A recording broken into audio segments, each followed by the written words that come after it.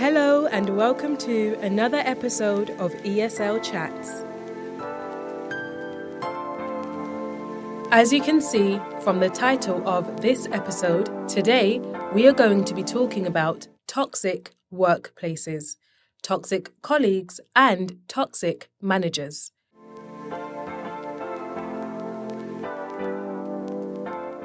Unfortunately, toxic workplaces, colleagues, and managers are all too common.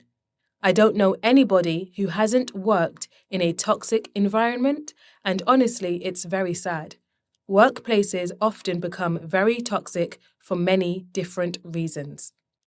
It could be that the staff don't have a heavy workload. The word staff is another word for colleagues. So, it could be that the staff don't have a heavy workload and therefore they use their spare time to gossip instead of working on something else. It could be the opposite. The staff could be severely overworked, and this could lead them to feel very resentful to others in the workplace. It could be none of these reasons, and it could just be that the people themselves are just toxic in general, in and out of the workplace. Some people just like the drama. They like creating it, being a part of it, and watching it. These people generally are deeply sad and insecure and wish for others to be just as miserable as they are. Misery loves company, and many companies are built on misery.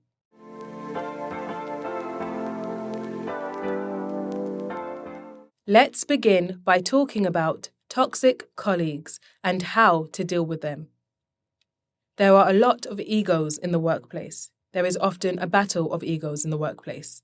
Some colleagues are fighting to be seen, some colleagues are fighting for a promotion, and some colleagues are just fighting. Some co-workers believe that the only way to get ahead is to put down everyone else. They often do this by purposely sabotaging you, whether that is making you feel small in front of others, putting down your work and your ideas, or taking credit for your work and ideas. People like this do not have a high self-esteem. They don't feel confident in themselves. Therefore, they feel that the only way they can get validation is by making others look as small as they feel.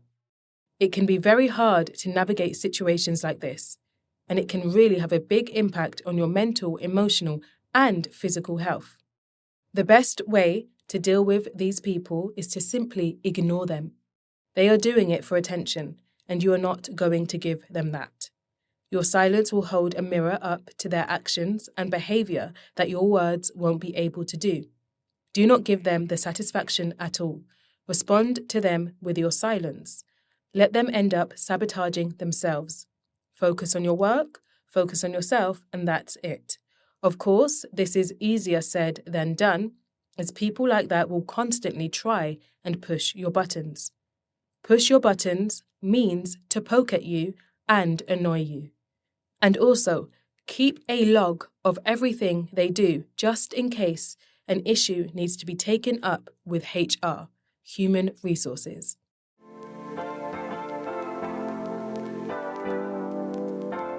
So, I've just described common behaviors from toxic co-workers. It's only right we now talk about the managers. There are many different manager archetypes. You have the micromanager, which is arguably the worst. The micromanager always watches what you are doing, when you are doing it, and how you are doing it. They are constantly looking over your shoulder. They are constantly tracking you. It can start to feel like you have a stalker. This can feel very frustrating, as you feel like you can't do anything because they are always watching you. Although it is very annoying, I've realized that a lot of managers who do this, they do it because either they have a micromanager of their own watching them and wanting constant updates from them and their team, or it's because the manager not only doesn't trust you, they don't trust themselves to produce results. So they resort to controlling behaviors to ensure they achieve what is needed.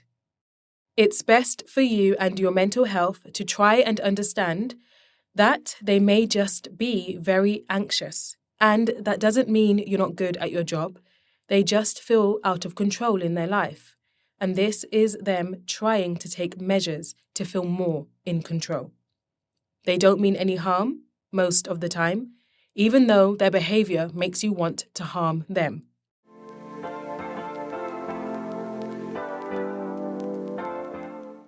The next archetype we have is the manager who takes credit for your work, or worse, blames you for their work. This may actually be the worst type of manager. Taking credit for someone's work, manager or not, is completely wrong and unethical. If one of your employees made a good suggestion, why not raise their suggestion and compliment them?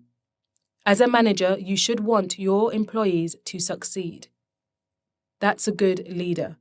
When you can make a team great and be individual managers of their own, that's not only when you know you have a good team, but you know you have a great person leading that team. It's weak and embarrassing to steal someone else's work and frame it as your own. It goes to show that the manager is insecure and will do anything to get praise.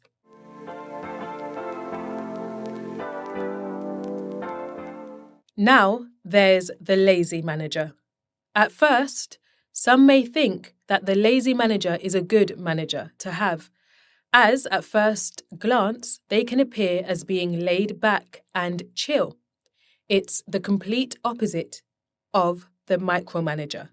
This manager doesn't care what you're doing, when you're doing it, and how you're doing it. They only check in when it's crunch time, and their manager is asking them for results or an update, and they haven't got a clue because they do not check in with you.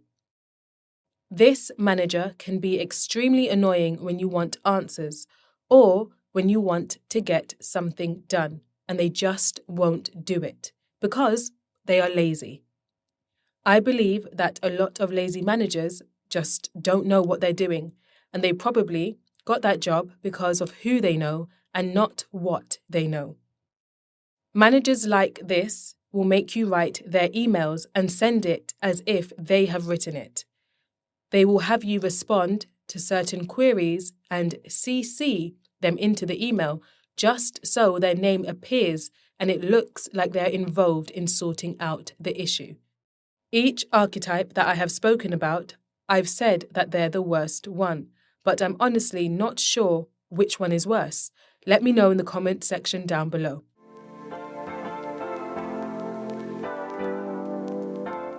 So, now let's talk about how these toxic colleagues and toxic managers can create toxic workplaces. Imagine your boss identifies as the lazy manager archetype, and you have a colleague who is trying to sabotage you. That lazy boss will not do anything about the situation if you raise your concerns to him or her. They will see it as an inconvenience, which of course it is, but it won't be an inconvenience because your lazy boss would rather concentrate on work. It's an inconvenience because your lazy boss would rather not do any work.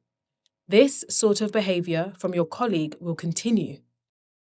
Now, imagine if you have a colleague who acts like your boss. The lazy manager will just accept this behavior because why would they intervene when someone is doing a job that they don't want to do? That colleague will most likely adopt the micromanager archetype. That colleague will be timing your lunch breaks, checking when you go to the toilet and asking for updates on your work. There is nothing more infuriating than when one of your colleagues begins to act like your manager, and your actual manager allows it to happen. These two things combined can create a hostile atmosphere, making it a toxic workplace.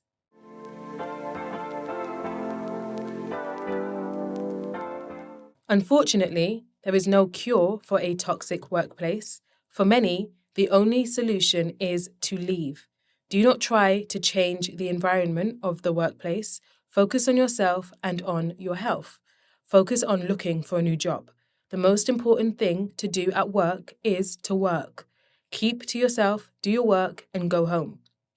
There is no need to get caught up in the mess. The mess isn't paying you, your work is, so focus on that. Remind yourself of this to help you get through a difficult time at work.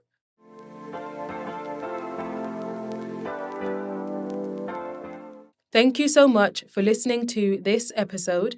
I hope you took something of value away from it. If you are listening and you are in a toxic work environment, remember not to take anything personally. These people were like that before they met you, and they will continue to be like that after knowing you. It's not your job to change them. Comment down below your experience working in an environment like this and any other tips to deal with it. I'll speak to you in the next one.